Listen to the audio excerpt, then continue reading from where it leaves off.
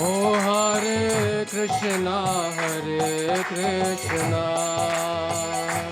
Krishna Krishna, Hare Hare, Hare Ramo, Ramo Ramo, Hare Hare.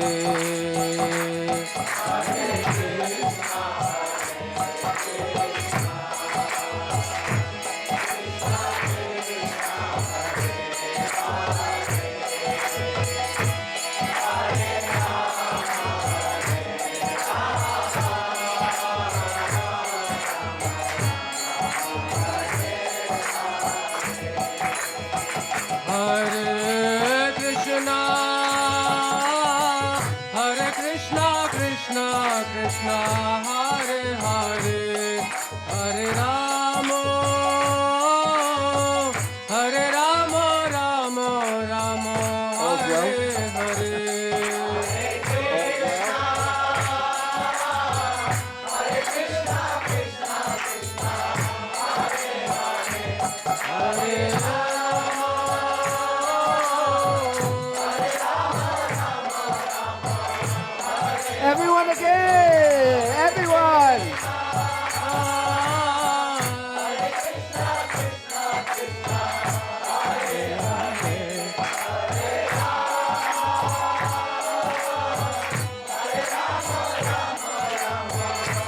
Everyone again!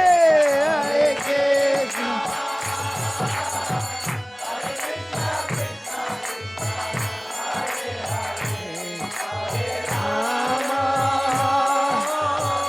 Caught up. Oh Hare Krishna, Krishna Krishna, Hare Hare, Hare Ramo, Ramo Ramo, Hare Hare. Hare Krishna.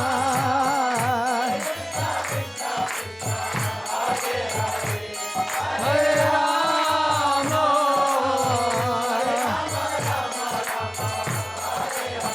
oh Hare Krishna, Krishna Krishna, Hare Hare, Hare Ramo, Ramo Ramo, Hare Hare.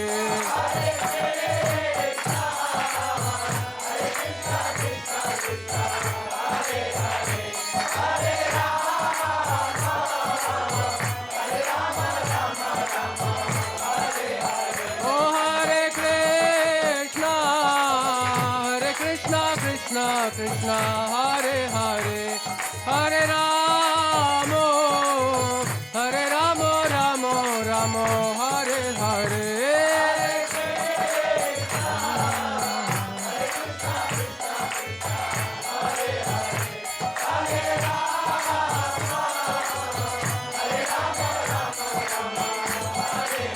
Oh Hare Krishna, Krishna Hare Hare, Hare Ramo, Ramo Ramo, Hare Hare.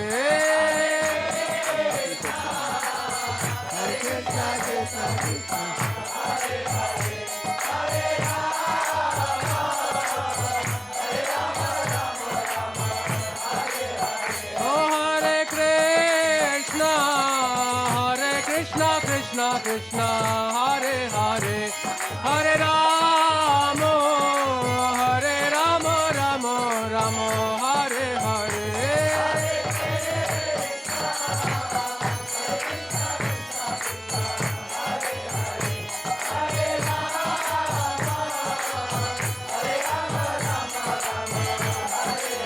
Oh Hare Krishna, Krishna Hare Hare, Hare Ramo, Ramo Ramo, Hare Hare.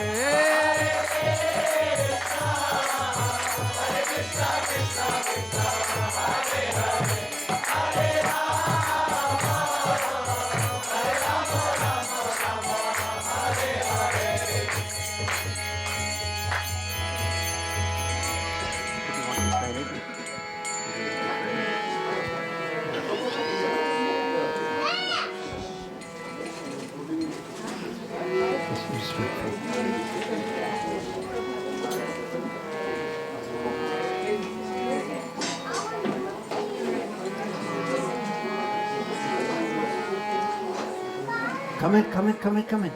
And sit down, please. You're welcome. Come. And all children, you have to cry quietly. Please. Do you cry sometimes? Yeah? Will you cry now? Actually, in Krishna consciousness, not only are we allowed to cry, but this is the teachings of Sri Chaitanya Mahaprabhu. We should cry for Krishna. Because if we don't cry for Krishna,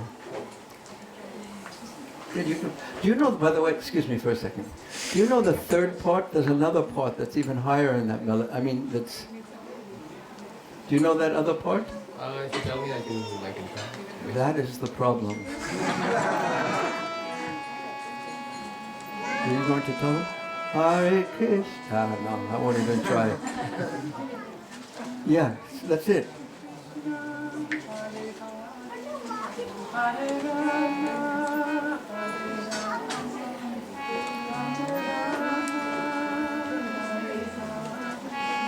In this scale, it sounds like this. Hare Krishna, Hare Krishna. Is it too high for you? Yeah. You have to use a different... But anyway, that's it. That's it. You've got it. By George, he's got it.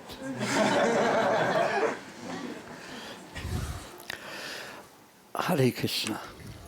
We are meant to cry for Krishna. Now this world, the material world, of course their children really shouldn't hear this yet because they're too young. But it's actually meant for crying. Because when we're young, we have so many dreams and so many plans of what life is going to be. And the children, when they don't get what they want, they cry. But because our parents tell us when we're young, don't cry. So when we're adults, we don't cry outside, but inside we cry. And our heart goes, and it breaks. Because that is the very nature of the material world.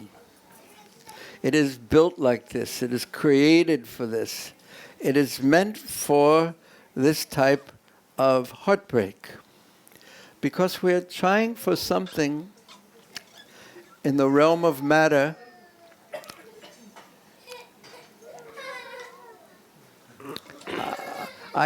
children, I didn't mean it when I said everyone should cry at once.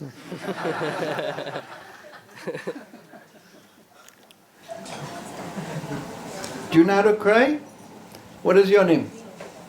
What is your name? No? What is your name? Not this one. Yeah. I think he's being shy right now. What is your name, Rishi? Oh, okay. Rishi's not shy. And what is your name? Say, Davis. Very nice. And your name? Pranav. Very nice. And your name? Suhas. Very nice. And your name? Okay.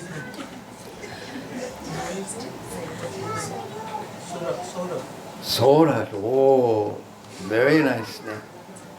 It's a very fragrant name too. Do you like gum to chew?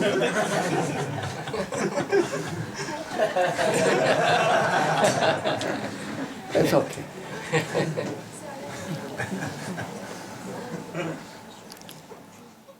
But one of the main things we have to learn in life, and this goes for myself as well, is that when we don't get what we want, whether it's a big thing that we don't want, or something happens to us, a big thing that we didn't want to happen, or a little thing that we don't want to happen and it happens, it is okay to cry, and this is true for this line of gentlemen too, but turn to Krishna. Whatever happens in life, we should turn to Krishna. And then the difficulties of life actually become our greatest friends. So how to convert? Fold your hands. Fold your hands and sit properly now. Everyone except for Surab. You can just chew gum. Because at least when someone's chewing gum, they're not going to cry or talk to others, at least.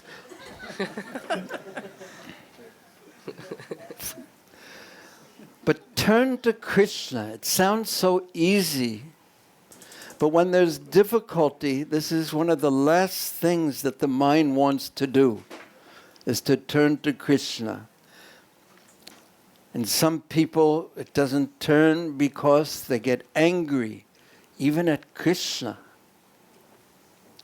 And other people, naturally they take shelter of other things, thinking, I can take care of this myself. Why should I turn to Krishna? What happens if he doesn't take care of me? But we should learn this art. Regardless of what the mind says, we should learn to turn to Krishna. We should learn to turn to Krishna. And how to turn to Krishna? I heard even Prabhupada speak about this recently in a recording. He said, Krishna, save me. And when Mahaprabhu, traveling through, when he left Jagannath Puri to go on his tour of South India, he was singing a song. Let's see if you're going to be able to pick this up. You ready? Try. Okay. Krishna, Krishna, Krishna, Krishna, Krishna, Krishna, Krishna, Hare Krishna.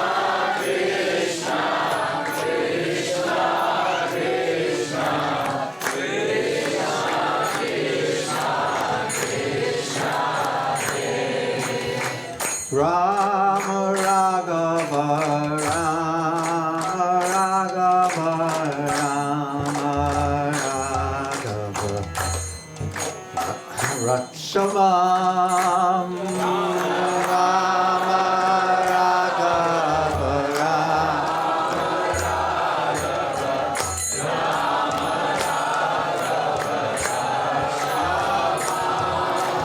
Krishna Keshava, Krishna Keshava, Krishna Keshava, Pahima.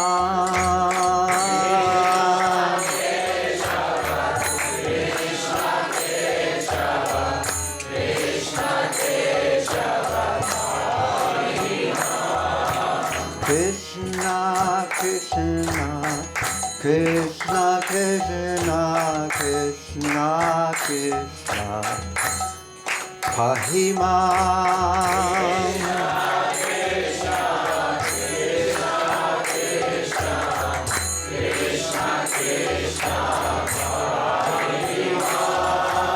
Rama Raghava, Rama Raghava, Rama Raghava, Rakshamam.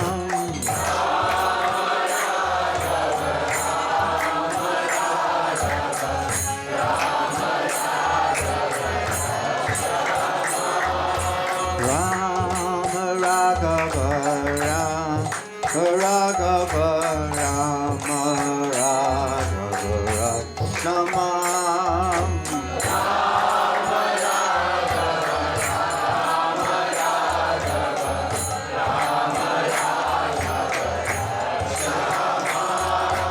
Hare Krishna, Hare Krishna, Krishna Krishna, Hare Hare, Hare Rama, Hare Rama, Rama Rama.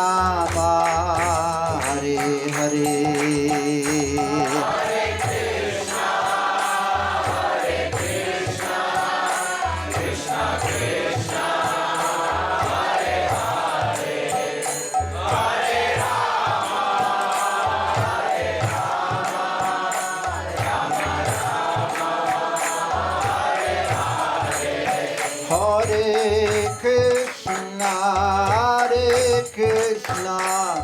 Krishna Krishna, Hare Hare, Hare Rama, Rama Rama, Hare Hare.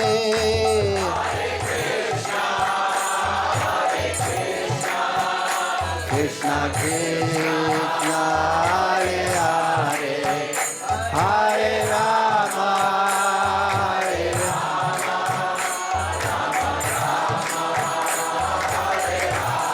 Now, when one chants, Srila Prabhupada said that one should chant like a baby crying for mother. That means a complete calling out, a complete dependence. Or another time, he said that when we chant, we should be chanting in the mood of Krishna. Please accept me. Please accept me as your servant. This is what it means to take shelter of Krishna. I am yours, Krishna. And the mind, sometimes, in some people, says, no, I don't want to take shelter of Krishna. I am not Krishna's, I am mine. And how do I know Krishna is going to take care of me? I will take care of myself. Well, that is foolish.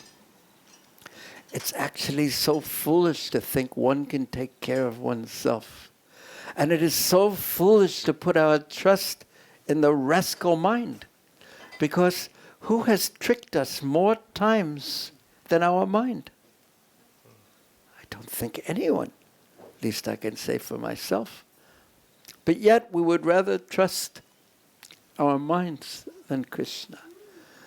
So intelligence means, and humility means, acknowledging our insignificance in this world and taking shelter of Krishna. And even if we can take care of ourselves, we're only able to take care of ourselves by the grace of Krishna, because if Krishna withdraws that ability, what will we have? We won't even be able to move our hand. Did you ever think about it? Put your hand high in the air. Yes, yes. How did you do that? I said, put your hand high in the air, and you thought, oh, Bhurijana Prabhu said, so I should put my... And then suddenly your hand went up. But what is the connection between you thinking, I will put my hand in the air, which is a thought, and the actual physical hand going in the air? There's an amazing connection between the mind and the body. Amazing connection, very subtle, very mystical too. And if Krishna breaks that connection, and if you've ever worked in a hospital, you may be aware of this, that if Krishna says no, even though you may want to put your hand in the air, and even though you may want to put one foot in front of the other foot, and even though you maybe want to speak, you won't be able to do it. So the scientists, they all say, no, that's not the reason. The reason is because the electrical chemicals in the synapses of the nerves and the blah, blah, blah, blah, blah, blah, blah, blah, blah.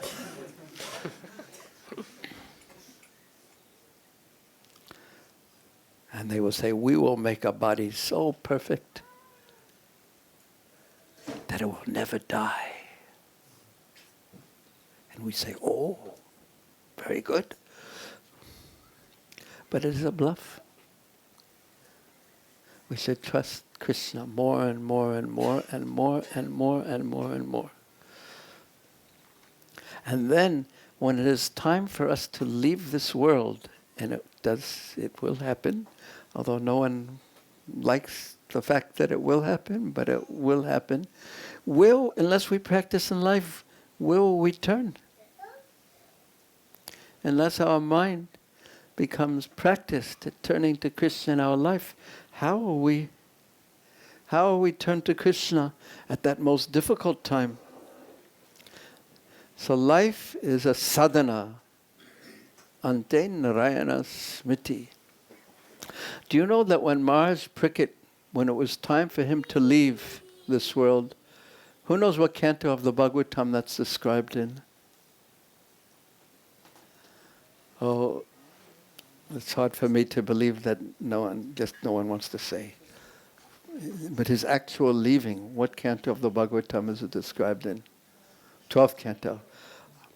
No, the beginning of the path, in one sense, is described in the first canto, but in the 12th canto it describes his actual passing from this world. Does anyone know what chapter it is in the 12th canto? I'll give you a hint. You ready? Yes, very good. Very good. Very intelligent. And also a very nice t-shirt you're wearing. Is that Lord Balaram or Krishna? Krishna? Yeah, peacock feather. So when Sukadev Goswami in the end of the 5th chapter of the 12th canto, after so much of the Bhagavatam had been spoken, he said to Maharaj Pricket, "Do you have any more questions? Do you want to hear anything else?" And Maharaj Pricket said, "No. Now everything is proper in my consciousness. You've told me all about Krishna in so many different incarnations, and you've told me about Krishna's pastimes in Sri Vrindavan Dham. You've told me about Krishna's pastimes in Mathura." He didn't say this, but he had just heard about these pastimes. "And you've told me about Krishna's pastimes in Dwarka. You've told me about the approach of Kali Yuga, and you've told me about the different annihilations that occur. And now I'm ready. I have no more questions." And then Sukadev Goswami, then the different sages there, they worship Sukadev Goswami because they were so appreciative of the instructions that he gave. Because he was giving knowledge to them. Knowledge that illuminated their consciousness, that destroyed the darkness of ignorance.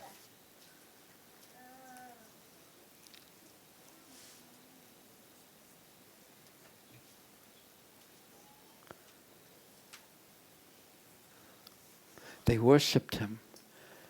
And it was time, basically, for Maharaj Pricket to leave this world. And just minutes before Maharaj Pricket left, Sukadev Goswami, after they worshipped him, he stood up and walked away. Now, I thought that was astounding. He had been speaking to Maharaj Pricket for 7 days, continuously. Neither of them ate, neither of them slept, neither of them even drank water. He was so devoted to speaking the Bhagavatam, pouring the nectar of the Bhagavatam into the ear of Maharaj Pricket, who had asked that question, what is the duty of a man when it is time to leave the world? And the answer was to hear about Krishna, to chant Krishna's names, to remember Krishna. And now, just minutes before he was to leave, Sukadev stood up and walked away. Very astounding. On one level, we can say he was so detached. Do you think that's astounding? You? Do you think that's astounding? Yes. One level we can say that he was so detached, he could leave just like that. And another level we could say he was so transcendental that he knew Maharaj Parikshit did not require his presence anymore. And another level we could say that that snake bird who bit Maharaj Parikshit could not have come in the presence of Sukadeva Goswami perhaps. But in any case, he stood up and walked away. And Maharaj Parikshit, what he did was he closed his eyes, he sat down in a yoga posture, closing his eyes, he stopped the movements of his body, he stopped hearing, he focused all his consciousness within because he had heard so much. And his desire to hear about Krishna, as described in the first canto, was fulfilled. So he focused his consciousness within, fully on Krishna. I do not need to hear any more. I now have all the content that I require. And with his mind focused on Krishna, he left this world. By his own power, by his own will, by his own desire. And then it is described also in the 12th canto that that Takshaka, the snake, came and disguised as a Brahmin. First, he came and he bit Maharaj Parikshit, and the door of his life slammed shut. But actually that's not true, because he had already left. The Bhagavatam describes, Srila Vishwanath Chakravarti Thakur describes that he had actually already left. And when Takshaka came and his body burst into flames due to the poisonous bite of Takshaka, it is compared to the eldest son lighting the fire at the funeral when his father has already departed. Very mysterious, this Bhagavatam, very, very transcendental. And it is actually a transcendental literature, and that means that it is Dharma Protita Kaitavatra Paramatsamano Satam, that it is meant for those who have no envy in their heart. And then the message of the Bhagavatam of surrender to Krishna, and of giving oneself to Krishna, and of Krishna's pastimes in the spiritual world, then immediately this message enters the heart. Because if we have envy, we think, why should he be God? We're all God. Everyone is God. If we have envy, we think, why should all the cowherd boys love him? Why should the gopis dance with him? They should dance with me, and they should love me. If we have envy in the heart, we cannot accept Krishna's supreme position as the central figure, the central person in existence that everything rests upon, and the central figure of love. He is the center. So actually the Bhagavatam is meant for the Nivrittita Shaya Upagiyamanam Bhavo Shada Shotamana Bharamat.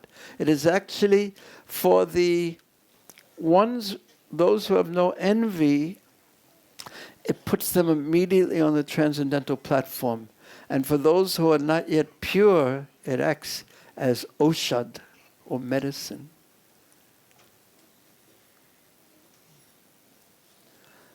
So it is really in our benefit if we hear the Bhagavatam in a deep way and try to apply it to our life. Just think that Srila Prabhupada, when he boarded the ship, do you know the name of the ship that Prabhupada boarded when he came to the United States? Who said that? We will put a star in your notebook. Very, very, very good. The Jaladuta. What does that mean? Like water carrier, yes? Carrier across the water. Huh? So,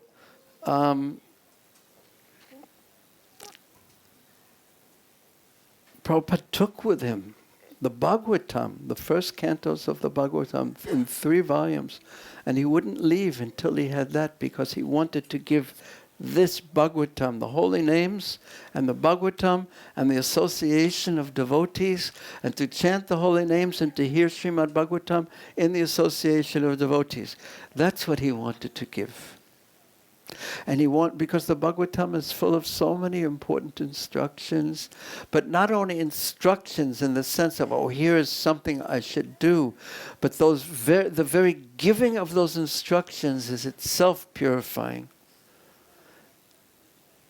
It carries one to the spiritual world. Shrinvatam svakata Krishna, punya shravana kirtanam. You know the rest? Vidyanta sto, Krishna situated in the heart, Yabhadrani, all inauspiciousness. Krishna takes it upon himself to remove the inauspiciousness in the heart of those who are eager to hear the Bhagavatam.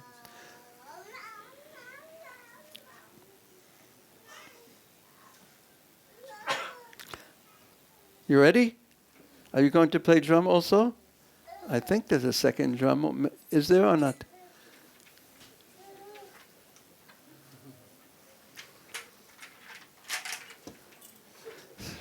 But where's the first drum? Okay. Ready? Somehow we had a Bhagavatam class before the Chaitanya Bhagavatam reading.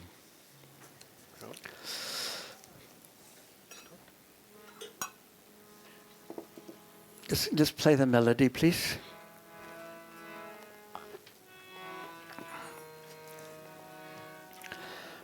All glory to Sri Chaitanya Mahaprabhu, who is the auspiciousness, a little louder please, of the world. O Lord, please place your feet in my heart. What a nice prayer that we can all pray. Please give this charity to me, this charity, and not other charities. All glory to Sri Krishna Chaitanya and his devotees. Anyone who hears about Sri Chaitanya Mahaprabhu will certainly attain pure devotional service. Seeing Sri Chaitanya Mahaprabhu's pure love for Krishna, the devotees became filled with wonder. And joyfully they went to the house of Founder-Acharya and told him what they had seen. They had seen the great love of Mahaprabhu when he had returned from Gaya. They had seen him renounce his teaching of the students. Why? Because he had his mind focused only on Krishna.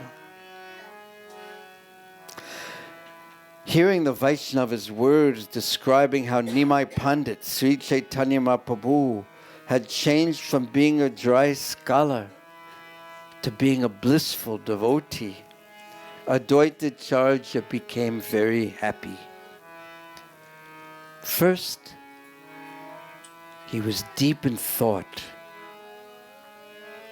And then he spoke. "Oh, my brothers, please hear what I will tell you today. Last night, I saw something wonderful in a dream. I was unable to understand a certain passage of the Bhagavad Gita, and I was feeling very unhappy, and I would not eat. But then, that night, in a dream, someone said to me, Rise, Acharya, eat it once. I will tell you the meaning of that passage. Rise, eat, and worship me. Why are you unhappy? Your vow has now borne its fruit. Your fasting, your worship, your weeping, you're crying out, Krishna, Krishna, with your arms raised, and you're declaring many vows. They have convinced your Lord to manifest in this world. And now, in every country, in every city, and in every home, and at every moment, Lord Krishna's holy names will be chanted.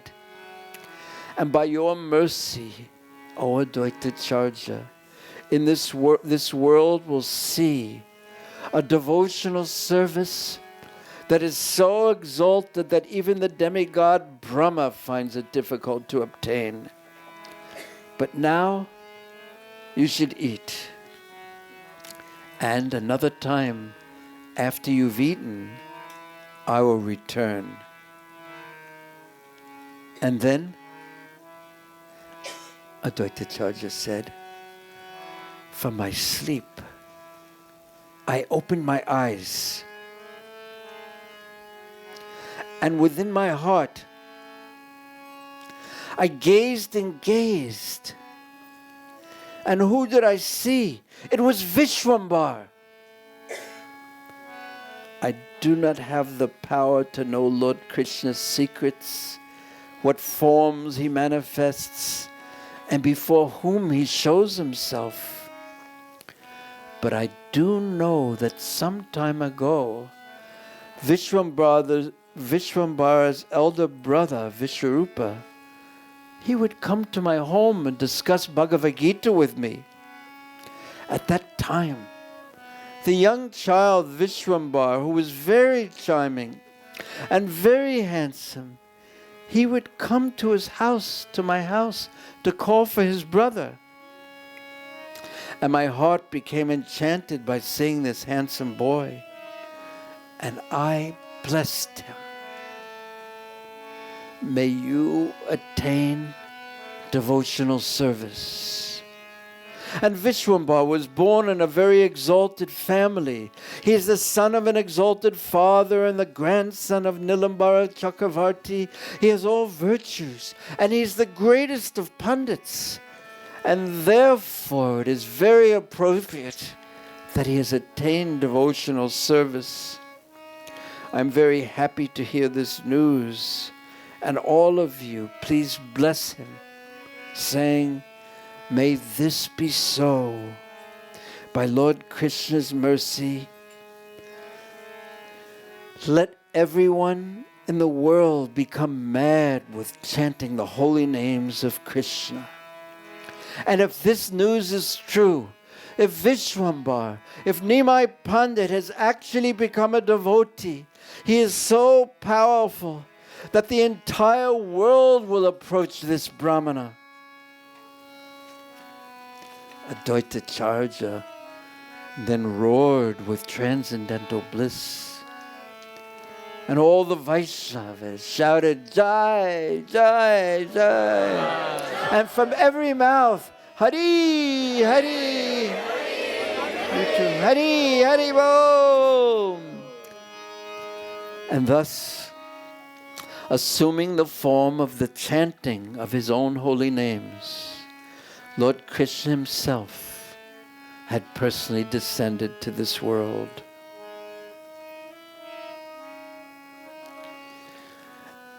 After he became a Vaishnava, Nimai Pandit, who had acted like a proud scholar previously, he changed in every way. He spoke respectfully to anyone he saw.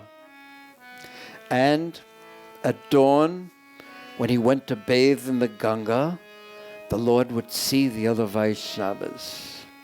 And seeing Srivas and the other devotees, the Lord would bow down before them very pleased the devotees would bless the Lord, they would tell him, may you attain devotion to Krishna's feet. And may your mouth never stop chanting Krishna. And may your ears always hear the name of Krishna. My son, whoever worships Lord Krishna attains a benefit that is eternal. And whoever does not worship Krishna will attain neither wisdom nor glory. Krishna is the Father of the universe. He is the life of everyone.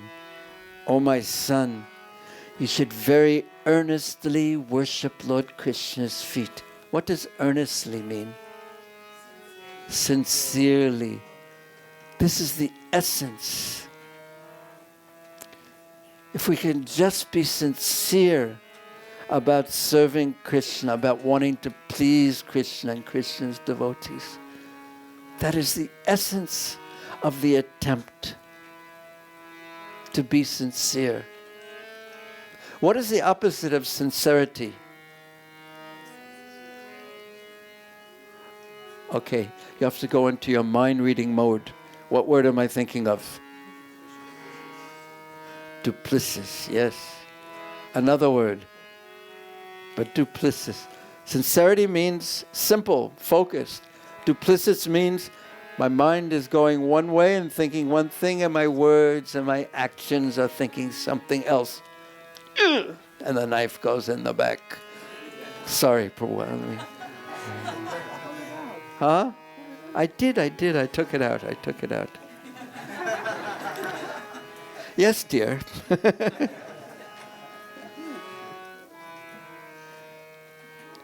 So the Vaishnavas, they did not understand that Mahaprabhu was the Supreme Lord yet.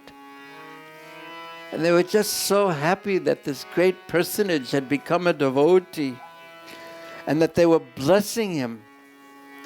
They did not think, or the Lord did not think, who are they to bless me? Because I am the Supreme Personality of Godhead.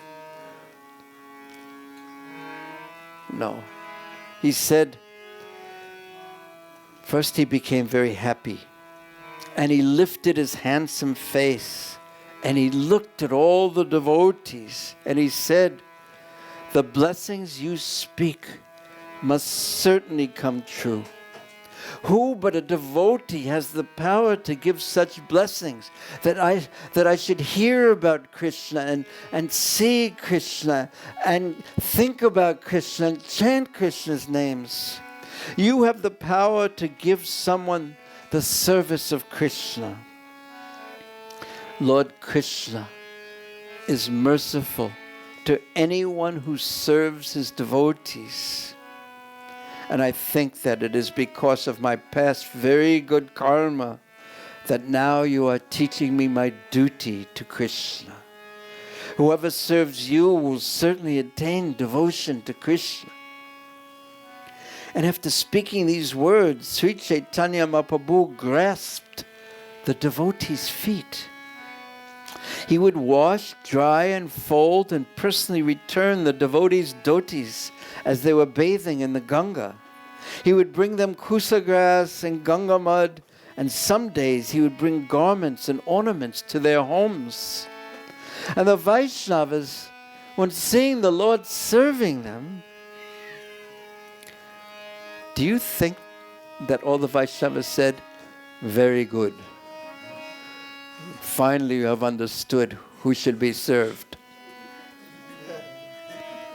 If you think that that's what they said, you are wrong. Because they said, oh, what are you doing? Why are you doing this? Why are you serving us? This is the mood of a Vaishnava devotee, because he sees himself. I've always considered this quite inconceivable, how the greatest devotees, you see this, Kaviraj Goswami, all these great devotees, Rupa Goswami, Sanat, they feel themselves so low and insignificant. How is that possible? They're the most learned scholars, the most renounced, the most worthy of respect, and yet they feel themselves so humble. How is that possible? How are they thinking? What are they seeing in themselves? Are they imagining something that's not there?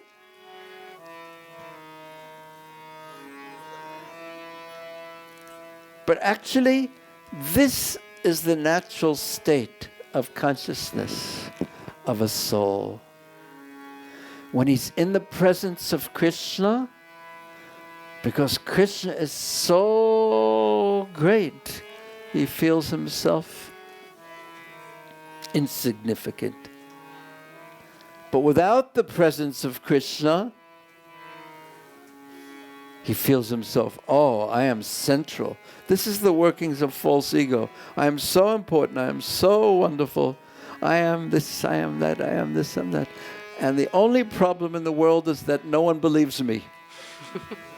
If they would just learn this one thing, that everything that I want, everyone should do, then the world will be a very wonderful place. The only problem is that there are 7 billion people thinking the same thing. Because that's what it means to have a false ego. Of course, the adults, we have learned to not show it generally speaking. But we've learned not to show it in the children, especially when they're with their mother. The little children, not you, these children. But they say, yes, everyone should serve me. So they said, what are you doing? Why are you serving us? Genuinely, honestly. They did not feel themselves worthy of being served. Rather, they felt themselves fortunate to be serving.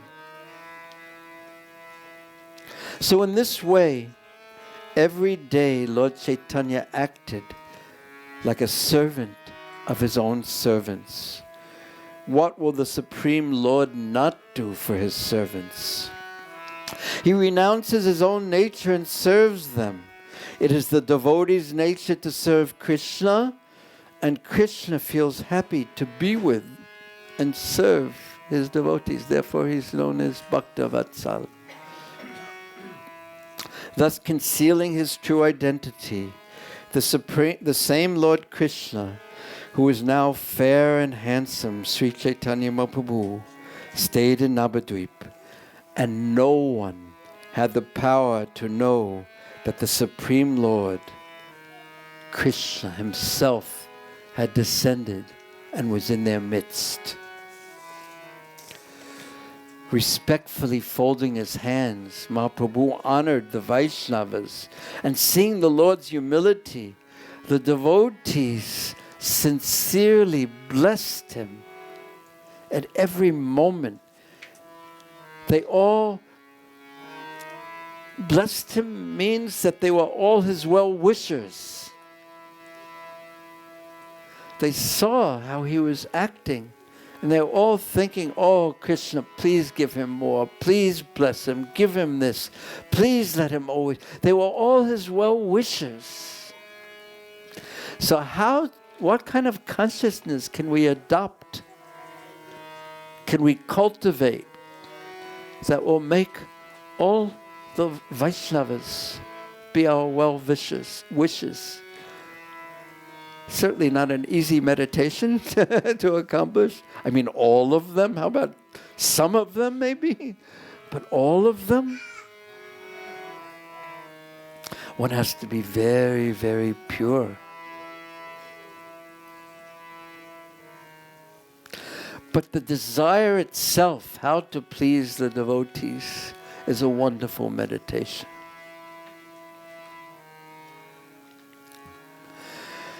So the Vaishnava said to him, this was the instructions, the blessings, the blessings that were in the form of instructions.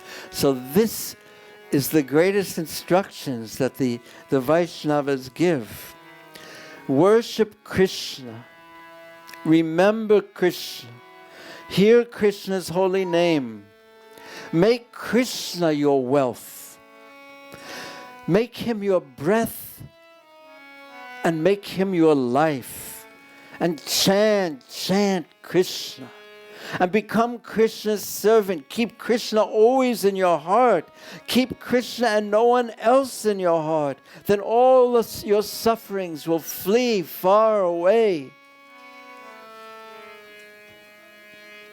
And then they said to him, by your power, because they had seen his power as Nimai Pandit, by your power, may the lowly people who now mock our chanting become plunged in the nectar of Lord Krishna's holy names.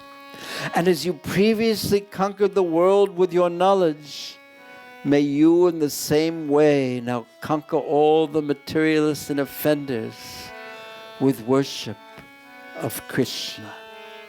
And they placed their hands on the Lord's body. Bring your head closer. Your name is Sachinandan.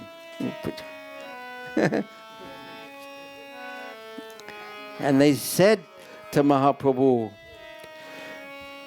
all these wonderful things, but yet at the same time they spoke of their own unhappiness. They said, my son, many teachers, big sannyasis, tapasis, jnanis, they all live in Navadvip. But when they're asked to speak about devotion to Krishna, they say nothing. They will not glorify the Lord. They will not talk about Krishna. Instead, they insult Krishna. They speak about him, the Supreme. You are formless. You have no mouth. You have no eyes. You have no arms. You cannot speak. You cannot hear. In other words, you are deaf. You are dumb. The devotees, they talk about Krishna. You have lotus-like eyes that are so beautiful. And the impersonalists say you have no eyes. The Absolute Truth has no eyes, no form. And they disrespect the Vaishnavas. And for these reasons, our bodies burn with pain. We do not anywhere hear the chanting of Krishna's names. But now, Krishna is merciful to us, for he has made you walk the path of devotional service. Because they knew something about the power of Nimai Pandit, Sri Chaitanya Mahaprabhu. And because of you, the materialists and offenders will perish. And this we know in our hearts. May you live long. May you always chant Krishna's names. May you manifest Lord Krishna's glories in the world. And after hearing of the devotees' sufferings, the Lord said, because you are all dear to the Lord, what you have said will certainly come to pass.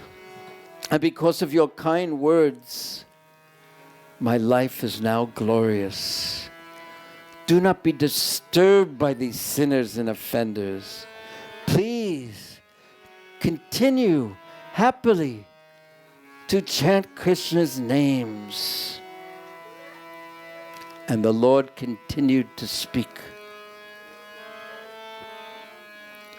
This I know. You will bring Lord Krishna Chandra to this world, and he will bring the bliss of Vaikuntha, the spiritual world, to Navadvip. And because of you, the entire world will be delivered. You will make Krishna descend to this world. And please know that I am always your servant. And please bless me. Now, what do you think Lord Chaitanya asked the devotees to bless him with? What blessing would he ask? Do you know? Do you know? Do you know? Do you know? You? You? But once I tell you, then you will all know. Please bless me by saying, we will never leave you. Now do you know what blessing the Lord asks for? He wanted the devotees to say, we will never leave you. In this way, he captured their hearts more tightly and tightly. And then, after some years, he took sannyas and left. And the devotees just fainted to the ground. He was their life. He was everything to them. He had completely stolen their minds, their hearts, their consciousness. He was their wealth. And then he left. Krishna did the same thing. And the devotees could not for one moment think of anything other than Krishna or Sri Chaitanya Mahaprabhu.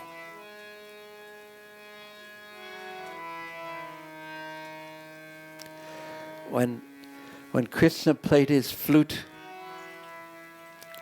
on the full moon night of the Sarat season and captured all the gopis, and they all came to see him. And then Krishna said, it is a beautiful night, isn't it? And now that you've seen the beautiful night, since there are many tigers and wild animals here, you can go home.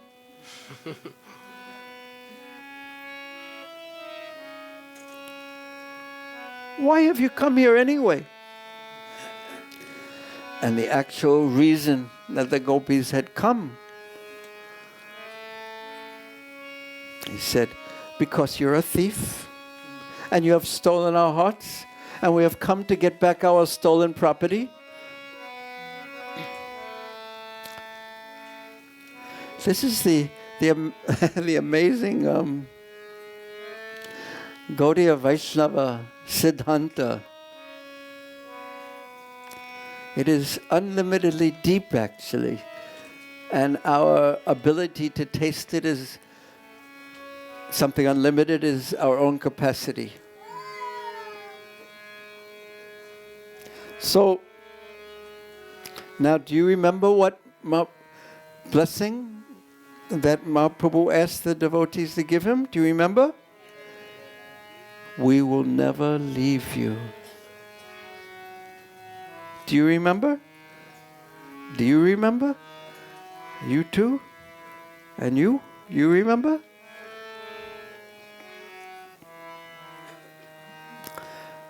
Do you remember? And this is the mood of a devotee. This is his determination. Regardless of what happens, regardless of Krishna in the form of my fate, how it treats me, oh Lord, I will never leave you. When the mind holds on to that, then our life is successful.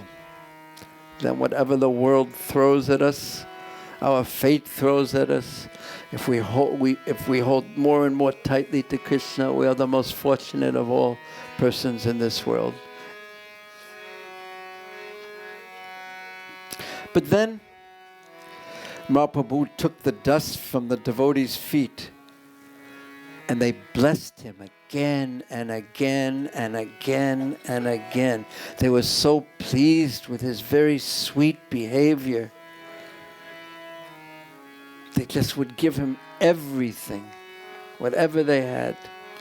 Now, I just noticed one problem has arisen, that it's such a long pastime, and I've only read a little Toda. Or if you are Bengali, huh? You can summarize it. I'm just not in the mood to summarize. What can I do? But I won't finish the whole thing, that's clear. Otherwise we'll be here till midnight, but everyone will be asleep very peacefully, and then we have to go. Actually, in one night, it'll be like a bedtime story. But we'll see how far we go. We have a little more energy left in us. Tomorrow is Sunday.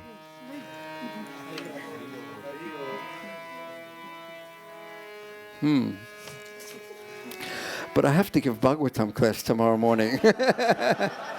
I don't get a day off.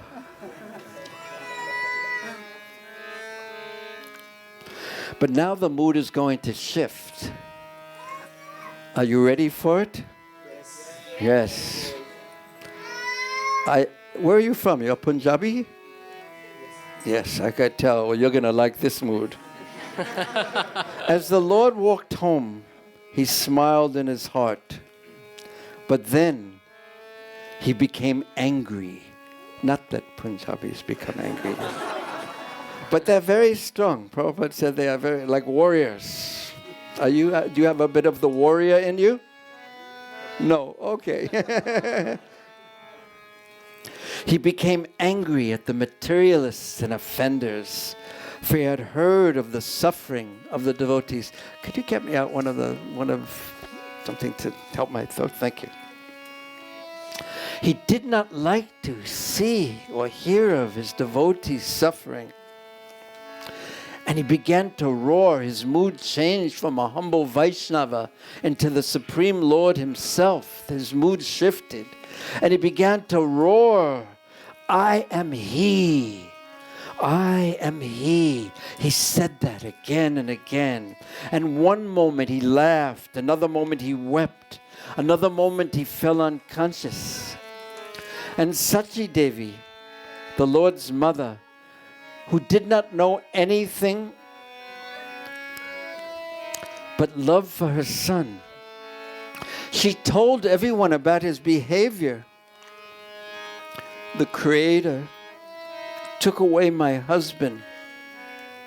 He took away one son, my one son Vishwarupa, and he left me with only one kinsman. But I do not know what has come over my son's mind. One moment he laughs, another moment he weeps, and then he falls unconscious to the ground. And sometimes he talks to himself saying, I will break them, I will break the offenders' heads. And sometimes he climbs the branches of trees. He does not keep his eyes open and he falls to the ground. Sometimes he grinds his teeth. Sometimes he slaps his own thighs, and sometimes he rolls on the ground, and he does not say a single word to explain his actions. She could not understand that these were all symptoms of the Lord's ecstatic love for Krishna, and thinking his strange actions were caused by an imbalance of his vata. The people went to see the son of Mother Sachi, and concluding it was Vatarog, they laughed. Do you know what Vatarog means? It means total pagal because of imbalance of the life airs, because of staying too long on the computer.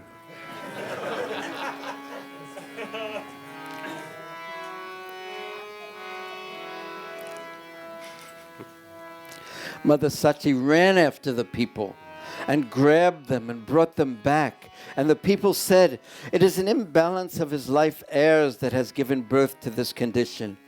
You should bind his feet, keep him home, give him coconut milk, coconut water dab, because that balances the life air. And then the air that caused this madness will weaken. Someone else said, what will these weak prescriptions do? You must give him Shiva ghee. That will cure the disorder of his life air. And place some oil on his head, bathe him in the Ganga, then his madness will not be so strong. Mother Sachi was so worried. She did not know what to do. And in distress, she took shelter of Krishna. And she sent messengers with letters to Srivas Pandit and the other Vaishnavas. And then one day, Srivas Pandit arrived. He wanted to witness the Lord's behavior for himself. And immediately upon seeing Srivas Thakur, Sri Chaitanya Mahaprabhu respectfully stood up, and then he bowed down. Now what do we do in the temple? Say if we're sitting down in the temple and the deity doors open. We should first stand up and then bow down. That is a little more polite than just bowing down. Stand up and then bowing down. So Mahaprabhu, seeing a Vaishnava, great devotee, Srivas Thakur, he stood up and he bowed down and he became overwhelmed with ecstatic love, thinking that he was in the presence of the Lord's devotee.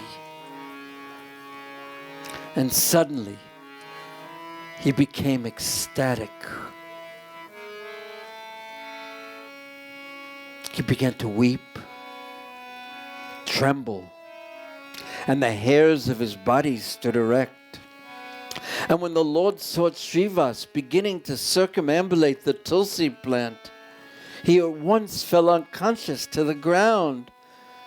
And after a few moments, Sri Chaitanya Mahaprabhu became conscious again. He wept, he trembled, he could not remain still. And seeing these wonders, Srivas Thakur thought in his heart, these are signs of ecstatic devotional love. Who would be so foolish to consider this a disorder of the life air? And after a few moments, Sri Chaitanya Mahaprabhu returned to his external consciousness, and he said to Srivas Thakur, "O Pandit, what do you think is the cause of my condition? Some people say that my life airs in disarray and that I should be tied up. O Pandit, in your heart, what do you think is happening to me?" Srivas Thakur smiled. He said, "Your madness is a good madness. I wish I possess the madness that you possess. I see on your body all the signs of ecstatic love of Krishna. Lord Krishna has bestowed his mercy on you." And hearing this from Srivas's mouth, the Lord happily embraced his devotee. He said, "Everyone says that my life airs are in disarray, but you alone have given me great hope. Without hope, we cannot go on." I even heard Prabhupada say that. At least we have hope. If you had also said that my life airs were in disarray, I would have drowned myself in the Ganga. And Srivas said, Lord Brahma, Lord Shiva, Sanat Kumar, and all the sages and all the demigods yearn to attain the love for Krishna that you possess. At this point, he could not understand that Mahaprabhu was actually the Supreme Lord himself in the mood of a devotee of Srimati Radharani. So he said, the greatest of persons, they long for what you have, the greatest of wealth, prema dhan. Let the sinners and offenders speak as they like. And let us gather together every night and chant the holy names of Krishna. Then Srivas Thakur spoke these words to Sachi Devi. Please break into pieces all the worries in your heart.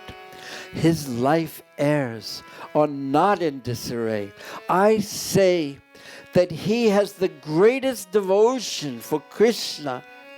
And when you see him exhibit these great secrets of love for Krishna, do not describe them to ordinary people. Okay? Okay? Don't tell. Okay? Yes, good. Because they will not understand the truth of his situation. And after speaking these words, Srivas went home. And Sachi took the idea that the life heir of her son was in disarray. She took it and threw. Oh, Hare Krishna, Sakapo. He put it under the table.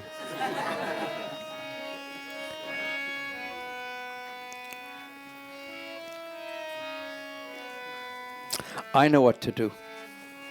The next section describes how the devotees met together and chanted Krishna's names. Every night they met together and chanted Krishna's names. And then Mahaprabhu told them what had happened to him on the way home to Navadvip from Gaya. He explained that actually in a place that is known as Kanai Natashala. Has anyone here been to Kanai Natashala? I've also not been. But when Mahaprabhu was returning from Gaya, he went to Kanai Natashala. And there he saw Krishna. He explains this to the devotees. He saw the most beautiful boy, darkish complexion, wearing a necklace of Gunjamala and Vanamala, and earrings, Makara earrings, and atop his head was a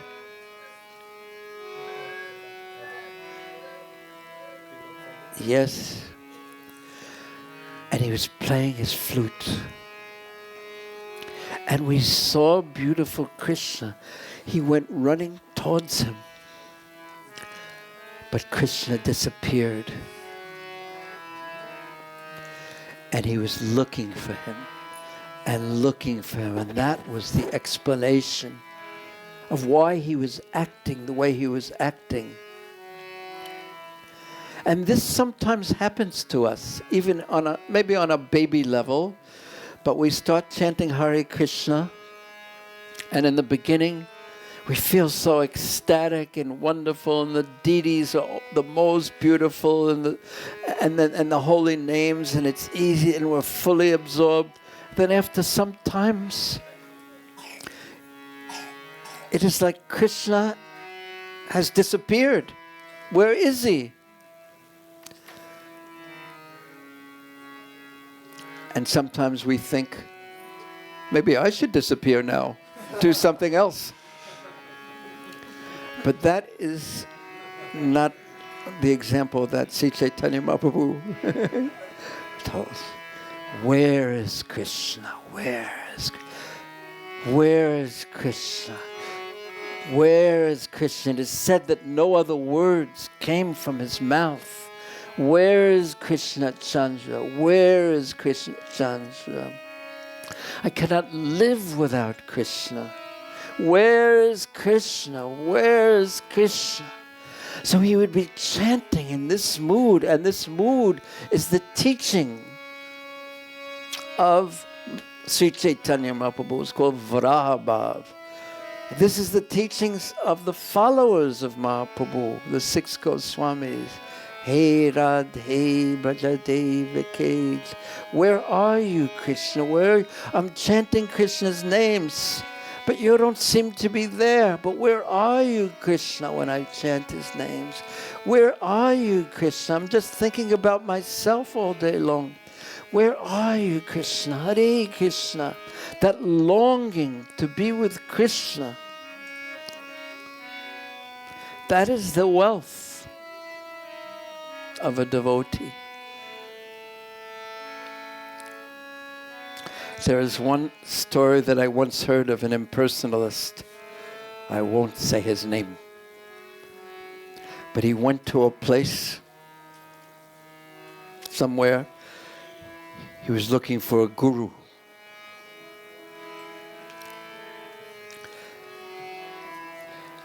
And he was with a holy man, impersonalist, Mayavadi holy man. And he went walking around a mountain, not Govardhan.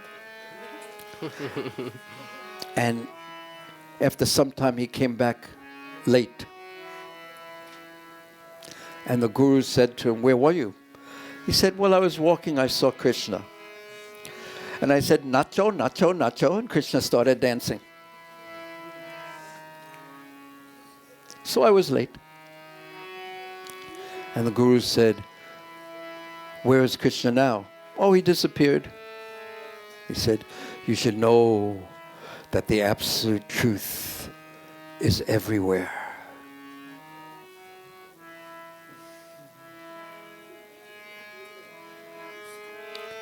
This is not our philosophy, by the way. And we're not supposed to, when we see Krishna, we don't say, "Dance, Krishna, dance, dance, dance." No, no, no, no. That's not our philosophy. Actually, when I first started chanting, the devotee who kindly helped me, especially in the beginning, he said to me, "One day after you've been chanting for some time, Krishna will come to you. And he'll say," and he always made the same say, he'll say to you, "I am like this." And then he said, then Krishna will say, "What do you want? I'll give you anything you want." And then the devotee Rupanuga Prabhu would say, "Now when he says, 'I'll give you whatever you want,' don't ask him for anything." Say, "No, no, no. I am not a baniya." That's actually the words of Prahlad Maharaj, not Rupanuga Prabhu. He said, "I am not a businessman. I have not served you for these years to get anything in return from you. I just want to serve you. Please allow me to serve you." And then Rupanuga Prabhu said, then he'll give himself to you.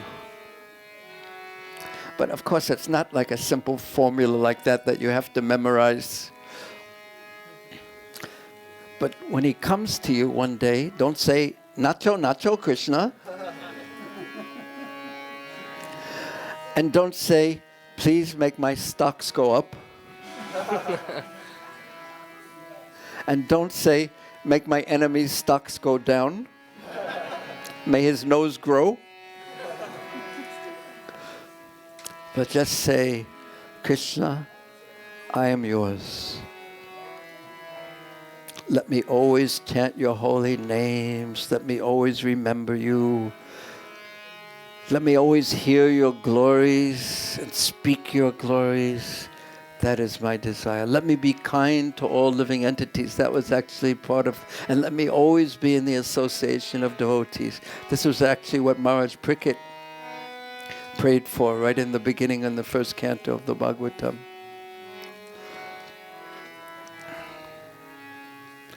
But Mahaprabhu, in the deepest mood of separation from Krishna, would become ecstatic. Sometimes his body would become hard and stiff like a pillar, and sometimes it would become soft like butter. Sometimes tears would stream from his eyes like the Ganga, and sometimes his hair would stand on end, And sometimes he would fall to the ground, he would laugh, he would jump in the air. And one day, he approached Gadadhar Pandit. And do you know what he said to Gadadhar Pandit? Do you know what he said? Do you know what he said? Do you know what he said? I told you before. Where is Krishna? Oh, can you tell me how I can find Krishna? Where is Krishna? Tell me, please, I beg you. Tell me how I can find Krishna. And Gadadhar Pandit said, Krishna is in your heart. And he immediately began ripping away at his heart. And you've seen that poster of Hanumanji. And actually, he showed that it was Lord Ram in the heart by ripping open his heart. So Mahaprabhu started. And Gadadhar Pandit said, no. Just be peaceful. Just be peaceful. And Sachimata, when saw how the sweet dealings of Gadadhar Pandit could calm her son, she begged him to always stay there with Mahaprabhu and keep him peaceful. So all night the devotees would chant.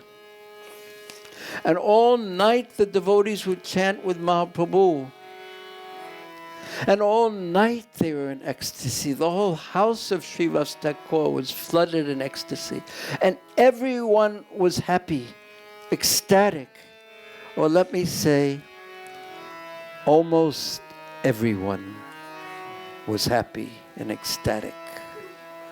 There was some who were not happy at all with the situation.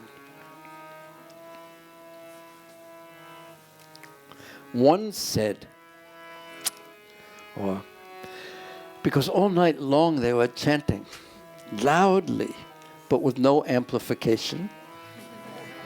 Not like in Vrindavan when everyone has their speakers on. There was one time actually when Jagatrini Mataji and I was staying in the house of Tamal Krishna Maharaj in Vrindavan.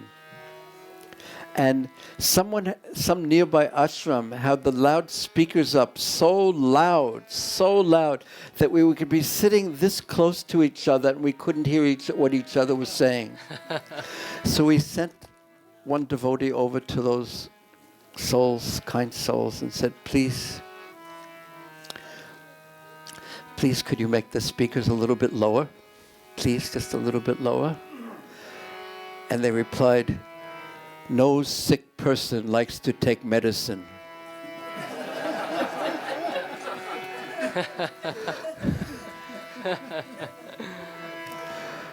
Maybe a little bit lower would have been helpful. At least we could have said something to each other.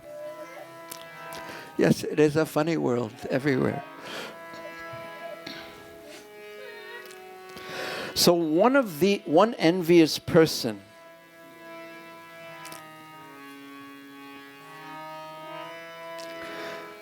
they were being awoken in their sleep, but they were already envious and using that as an excuse.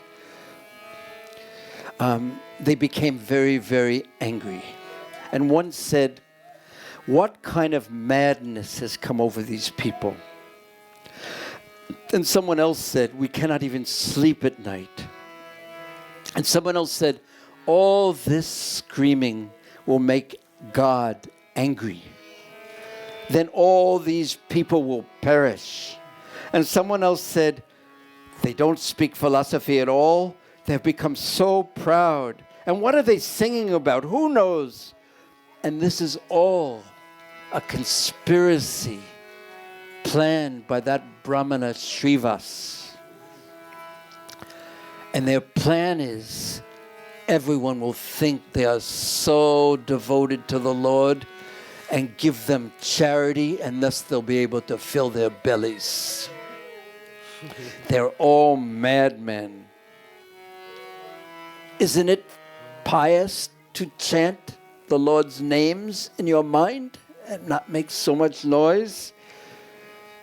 How does one earn piety? By screaming. Srivas has gone mad and he will ruin the whole country. And today, I heard in the royal court, and I know this from someone who was there. I know it for sure. Maybe they weren't there, but their friends, sisters, auntie knows someone who heard it from someone who was there. That the king himself has ordered 2 boats to come. And then when they arrive, they will arrest anyone in the whole district of Nadia who sings Krishna's holy names. And that was the king's order. And then you'll see. You'll see that when the boats come, Srivas Pandit and all those who scream all night long, they will run away. And it is us who will get into trouble. And previously, I warned you that we should take Srivas Pandit's house and throw it in the Ganga. And you thought I was joking. And you'll see when the king's men come. Why should this calamity fall on us? Let us right now go to the house of Srivas and tie him up and hand him to the Mohammedan king. In one town after the next, people started talking. Do you know that's usually the way things go? Did you hear? Don't tell anyone. Okay.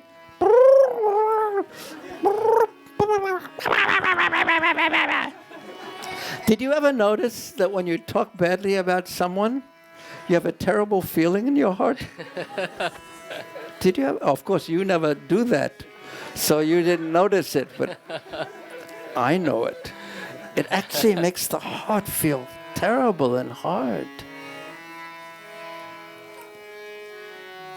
Actually, Srila Bhaktisiddhanta Saraswati Thakur, every year in Mayapur, he would call the devotees together for a big meeting. All the devotees.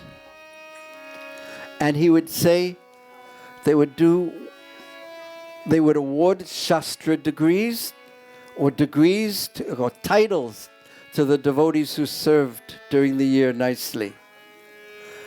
That was one thing they would do.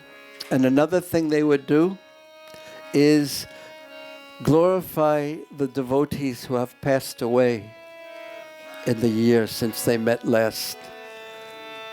And then the last thing they would do is they would point to one devotee and say, you please speak about what this service that this person has done and his good qualities. Now you speak about this devotee and the service he has done and his good qualities.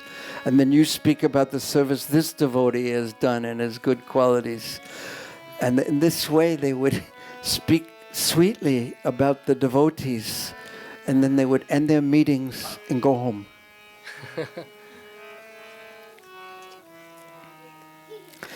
But in town after town, the talk spread. The king will come and arrest the Vaishnavas.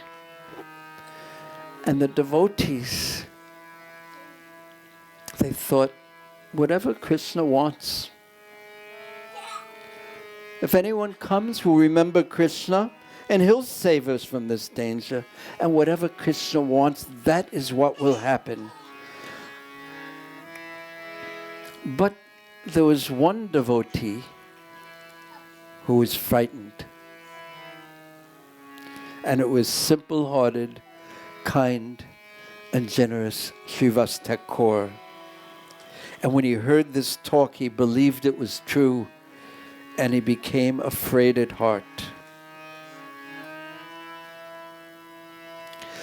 Up until this time, none of the devotees knew that the Supreme Personality of Godhead, Krishna, had descended into their midst.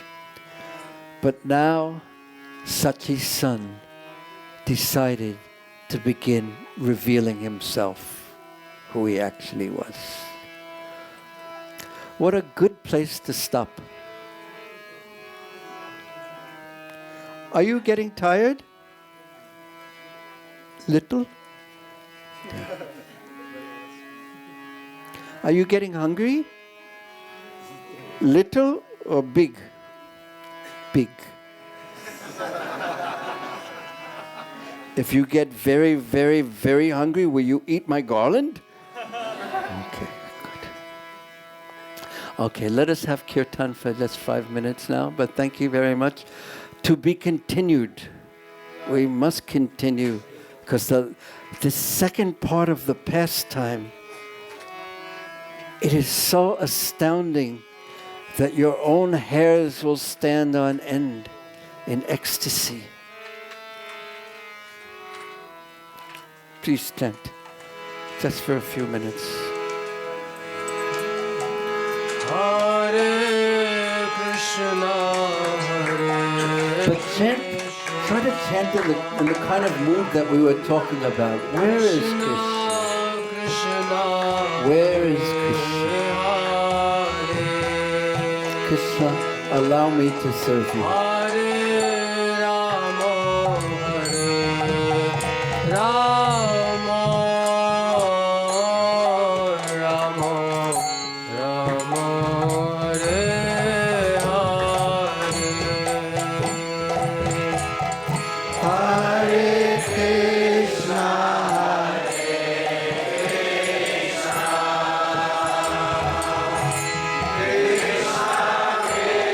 You sat so nicely in the class. Thank you so much.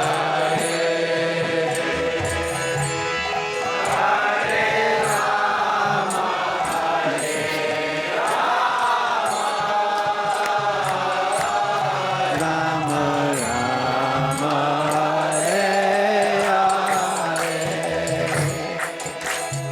Hare Krishna, Hare Krishna,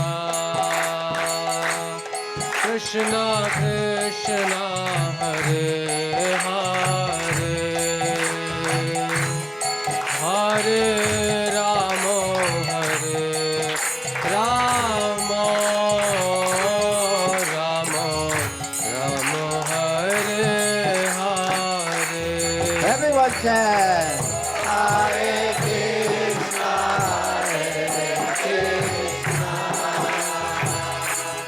Krishna Krishna, Hare Hare, Hare Rama, Hare Rama, Rama Rama, Hare Hare. Hare Krishna, Krishna Krishna, Hare Hare, Hare Rama, Rama Rama, Hare Hare. Everyone, Hare Krishna, Krishna Krishna, Hare Hare, Hare Rama,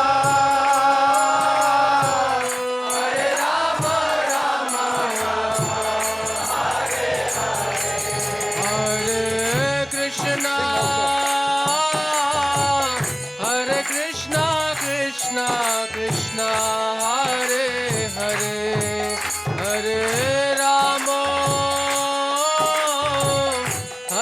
Rama Rama, Hare Hare. Hare Krishna,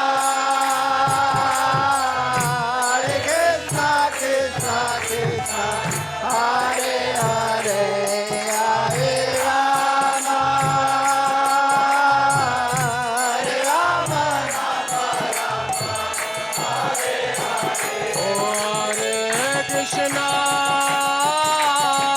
Hare Krishna, Krishna Krishna, Hare Hare, Hare Rama,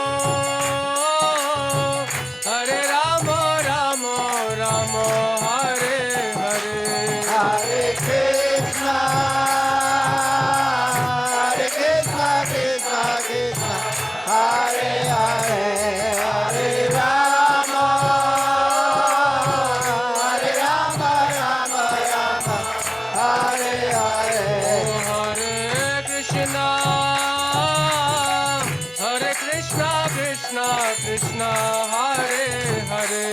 Hare Ramo, Hare Ramo, Ramo Ramo, Hare Hare. Hare Krishna, Krishna Krishna, Hare Hare, Hare Rama, Rama Rama, Hare Hare Krishna, Hare Krishna, Krishna Krishna, Hare Hare, Hare Rama, Hare Rama, Rama Rama, Hare everyone, Hare Krishna, Krishna Krishna, Hare Hare, Hare Rama, Rama Rama, Hare Hare. Oh, Hare Krishna, Krishna Krishna, Hare Hare, Hare Rama, Rama Rama, Hare Hare. Hare Krishna, Krishna Krishna, Hare Hare, Hare Rama,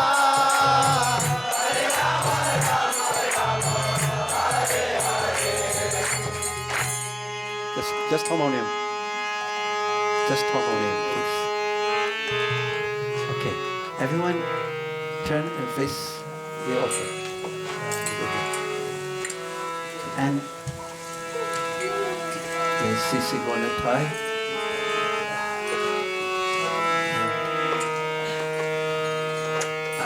I would humbly request that you all place Sisi Gonatai, Sisi Radhaballabha, and Jagannath Baladev Subhadra firmly in your mind right now.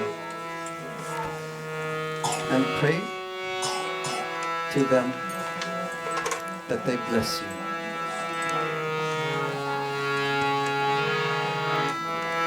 Because the Bhagavad Gita explains, Yayatam mam tapadyante tam stataya. Really they'll give you whatever you want in time. But what is it that you do want? What is it that will truly satisfy you? But don't only ask for blessings. You should bring them some wonderful gifts. You can make a wonderful golden necklace with rubies. Bring the most wonderful fruits, the most wonderful outfits, the most wonderful donations, gold, jewels, anything. But try to make a sincere offering and please ask them for blessings. Pray. Try your best.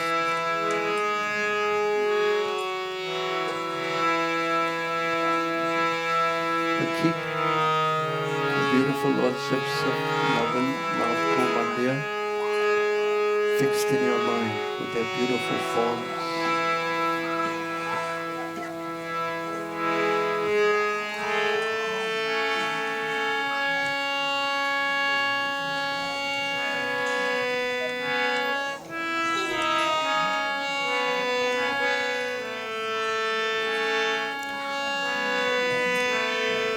Srila Prabhupada himself sat on that Vyasasana and spoke to the devotees.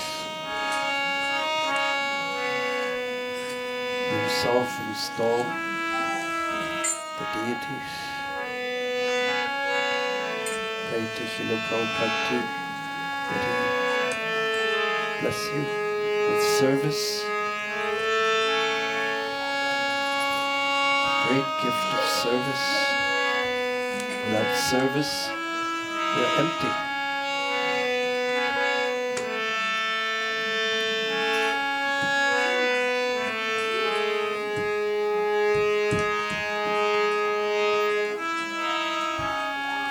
But not just service like work, but devotional service. An offering to the lotus feet of Sisi Gonatai, Sisi Radhaballabha, Sisi Jagannath Baladev Subhadra, to the Prabhupada. Vaishnavas.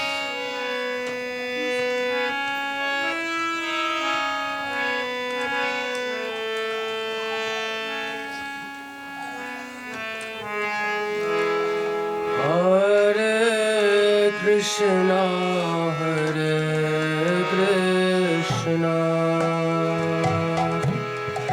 Krishna Krishna, Hare Hare,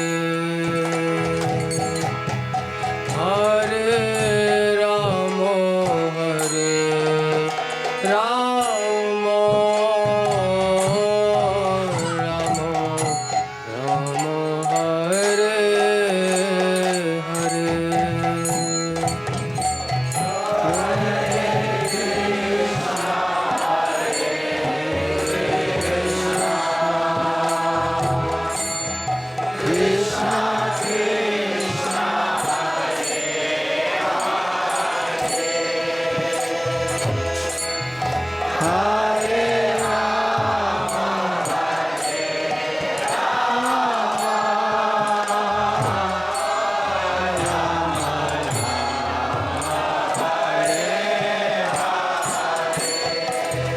Everyone, sing again for the pleasure of their lordship.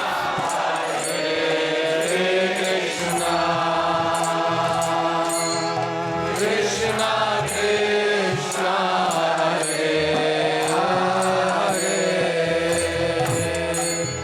Hare Rama, Hare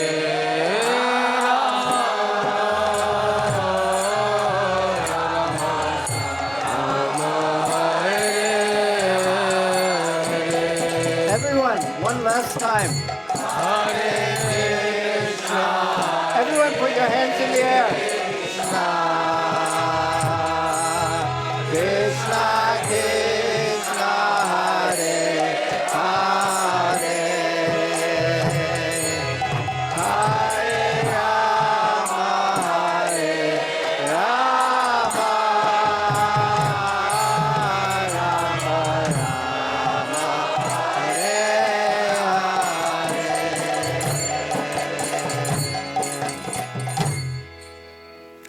Jayam Vishnupad Paramansa Paripajapachara Jastatara Satasi Siman. His Divine Grace A.C. Bhaktivedanta Swami Srila Prabhupada ki. Ananta Koti Vaishnavindi ki. ISKCON Founder-Acharya Srila Prabhupada ki. Prem Sikho Sri Krishna Chaitanya Prabhu Nityananda Sri Advaita Gadadhar Shiva Sari Gaur Bhaktivedanta ki. Sri Sri Radha Krishna Gopinath Shai Mukunda Radha Kunda Giri Govardhan ki. Sri Vrindavan Dham Sri Navadvip Maya Bodham ki jai. Ganga Mai ki jai. Jamuna Mai ki jai. Bhakti Devi ki jai. Tulasi Devi ki jai. Shamaveda Bhaktivedanta ki jai. C.C. Gauranathai ki jai. C.C. Radha Vallabha ki jai. C.C. Jagannath Baladev Subhadra Devi ki jai. All glories to some of the devotees. All glories to some of the devotees. All glories to some of the devotees. All glories to C.C. Guru Gauranga Nitai Gaur Shri Prabhupada Bhaktivedanta ki jai.